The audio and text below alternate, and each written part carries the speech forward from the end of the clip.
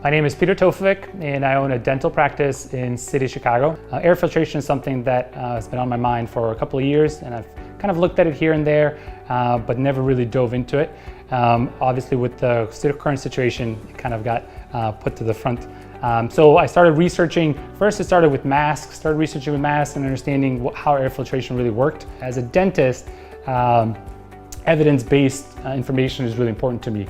Especially in times like this, a lot of information is out there, a lot of information that couldn't be backed up by science. So one of my biggest priorities was something that I purchased, be it mask, whatever new piece of equipment or addition to our office would have to be backed by science. So diving into air filtration, it really surprised me how unregulated it was, and it was kind of the wild, wild west. A lot of the air filtration kind of techniques or systems out there really didn't have a lot of data, and not only that, could actually cause more harm than good. One example was the UV system of air filtration. It's touted, they use it in hospitals, and you hear that it's a really good way and cheap way to do it.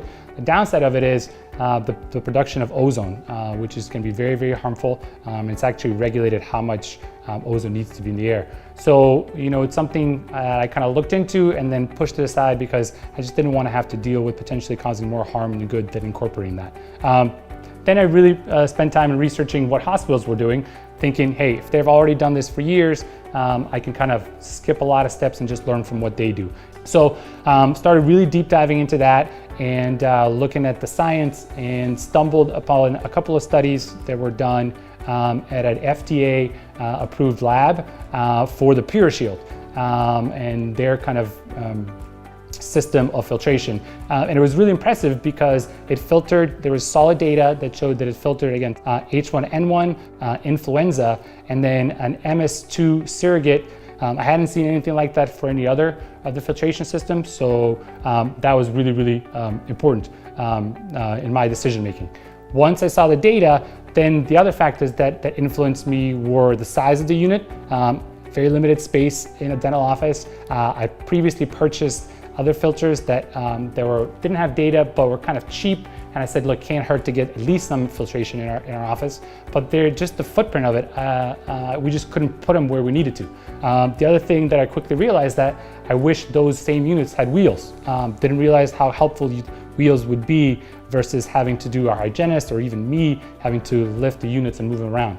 So kind of looking at the Purashield kind of checked all of those boxes. It didn't have a really big footprint, it had wheels, and the really other big important part besides having data was how effective was it? How much air filtration could it actually accomplish in such a small size? And for us, it was 550 square feet. It can do over 12 air changes per hour, which is what the CDC guidelines were.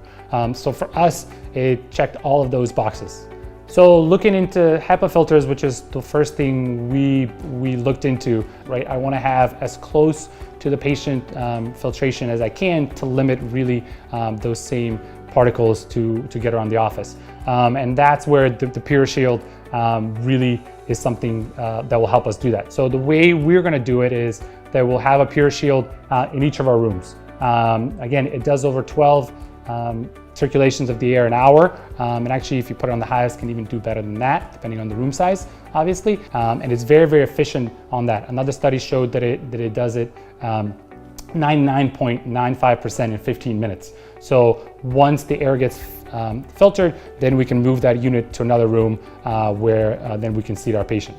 So infection control at our office, like everybody's office really, it's always been very, very important to us. And with the COVID-19, obviously that's changed a little bit in the sense that we're adding additional steps to our infection control. Our infection control was really primary concern with taking care of bloodborne pathogens for us up until now, but now air filtration, at least in our practice, will remain a permanent addition to our infection control even after the COVID-19 crisis passes.